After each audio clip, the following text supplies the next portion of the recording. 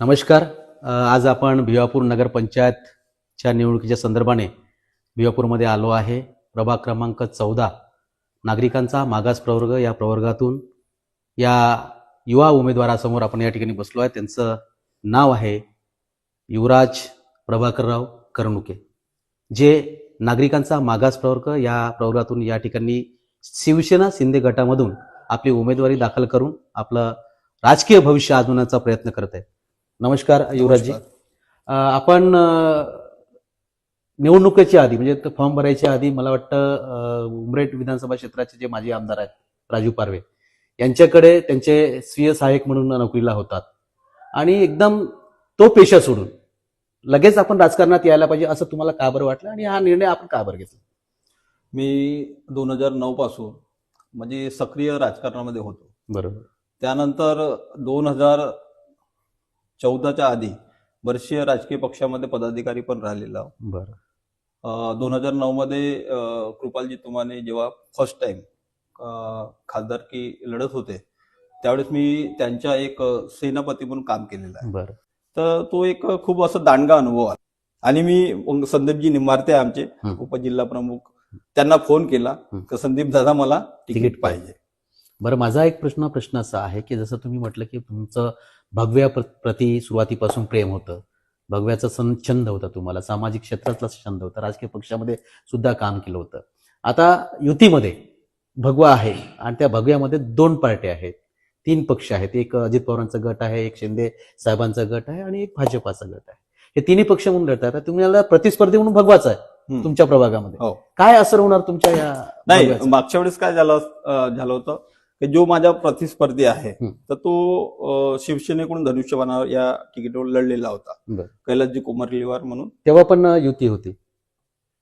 तेव्हा युती नव्हती. हो, तेव्हा उद्धव ठाकरेंचा गट. हा, बरोबर. तर ते धनुष्यबाणावर लढलेले होते आणि यावेळेस मी त्याचा पण म्हणजे तो पण अनुभव माझ्या पाठीशी होता. कारण त्या प्रभागात, त्या वार्डात आणि जे आमचे डिवर समाज आहे हे अगोदरपासून भगव्या रंगाला हे मानतात.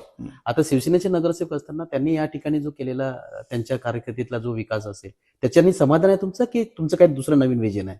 नाही, त्यांनी विकास केला असं म्हणता येणार नाही, कारण की परिस्थिती तशीच आहे.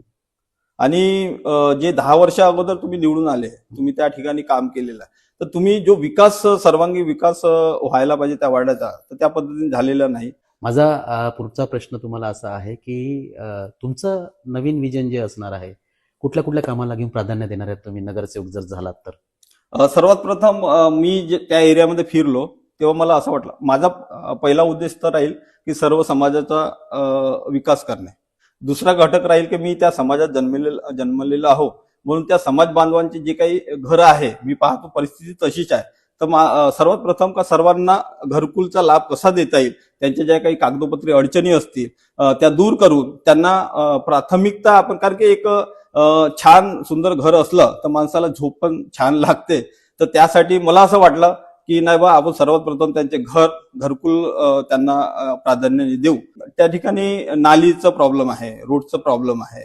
त्यानंतर माझं एक विजन राहील की जे माझ्या समाजात जे मुलं शिकलेले आहेत त्या ठिकाणी मला असं वाटतं की मी माझ्या समाजाच्या विद्यार्थ्यांसाठी आणि सर्व समाजाचे जे विद्यार्थी आहे त्यांच्यासाठी एक अभ्यासिका त्या ठिकाणी तयार करून द्यावी, जेणेकरून माझ्या समाजातले शिक्षित जे मुलं आहेत त्या ठिकाणी जाऊन अभ्यास करतील. पुन्हा एक प्रश्न आहे. आपण काँग्रेसमध्ये PA म्हणून काम केलेलं आहे संजय मेश्राम साहेबांकडे. तर त्यावेळेस भिवापूरकर तुमच्याकडे काँग्रेस पंजाच्या नजरेनं बघत होते.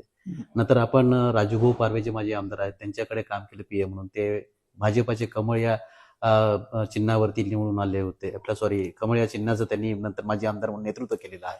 तर तुमच्याकडे तेव्हा तुम्ही लोकांपर्यंत पोहोचताना कधी पंजा कधी कमळ असं या उद्देशाने पोहोचले होते. आता नवीन तुम्ही एक चिन्ह घेऊन लोकांपर्यंत पोहोचतात, तर त्या दोन्ही चिन्हाचा काही इफेक्ट किंवा युवराज करनुके जे आहेत हे सुरुवातीला या माध्यमातून आमच्यापर्यंत आले होते, नंतर राजूभाऊ पारवेंच्या माध्यमातून आले, आता युवराज करनुके स्वतः आता शिवसेनेच्या माध्यमातून लोकांपर्यंत पोहोचवतात. याचा काही इफेक्ट वगैरे असं जाणवत आहे का लोकांपर्यंत जेव्हा तुम्ही जातात, त्यांच्या भेटीगाठी घेतात, असा कुठे प्रश्न किंवा विरोधाभास तुम्हाला जाणवला का? म्हणजे माझ्याकडे समजा काँग्रेस आला, बीजेपीचा किंवा शिवसेनेचा बी व्यक्ती आला तर मी त्याच पद्धतीने काम करत राहिलो. त्यामुळे सर्वांनी मला आपलंसं केलं आणि कोणत्याही पक्षाचा व्यक्ती असेल तर तो मला जवळ येऊन बोलायचा, आता मात्र आपला समजायचा. आता मात्र राजकीय क्षेत्रामध्ये तुम्हाला शिवसेना म्हणून लोक आता मला राजकीय क्षेत्रामध्ये शिवसेना म्हणून बघतील लोक. एक शेवटचा आणि अंतिम प्रश्न आहे की आपण आपल्या प्रभागातील मतदारांना काय आवाहन करणार? माझं एवढंच म्हणणं राहील की जी या ठिकाणी शिंदे सेना लढत आहे धनुष्यबाण या चिन्हावर, तर आमचे जे उपजिल्हा प्रमुख आहे संदीपजी निंबार्ते, तर खरंच ते पण अनुभवी आहेत आणि राजकारणाचा छंद खूप छान आहे त्यांना आणि सगळ्या गोष्टी समजून घेतात. आणि आम्ही जे 11 शिपाई त्यांनी उभे केलेले आहे म्हणजे नगरसेवकासाठी, तर त्याच्यामध्ये 5 ते 6 जे नगरसेवक उभे आहेत ते नवीन आहे, म्हणजे 11ही नवीन आहे, पण 5 ते 6 जे नगरसेवक आहेत ते ग्रॅज्युएट आहेत. अच्छा. आणि दुसरी गोष्ट आमचे जे अध्यक्ष आहे, शहर अध्यक्ष आहे, आमचे तालुका अध्यक्ष आहे, महिला अध्यक्ष आहे, यांचं वारंवार आमच्या वार्डामध्ये फिरणं, लोकांना समजून घेणं, ह्या सगळ्या गोष्टी व्यवस्थित सुरू आहेत. भिवापूर नगर पंचायतमध्ये शिवसेना शिंदे गट लढत आहे स्वबळावरती. किती उमेदवार आहेत आपले?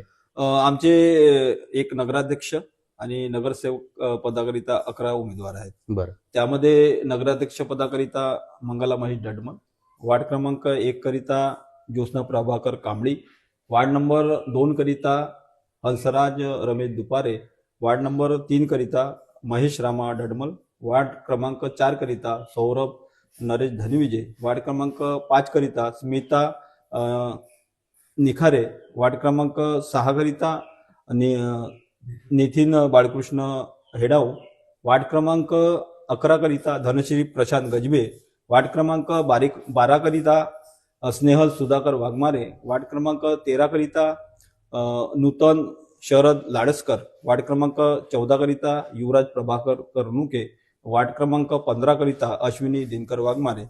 हे सर्व उमेदवार या रणांगणात शिंदे सेनेकडून धनुष्यबाण या चिन्हावर उभे आहे. माझी सर्व भिवापूर वासियांना विनंती राहील की धनुष्यबाण या चिन्हासमोरील बटन दाबून सर्व उमेदवाराला जास्तीत जास्त मतांनी विजयी करावे, एवढेच माझे आव्हान आहे. थँक्यू. धन्यवाद.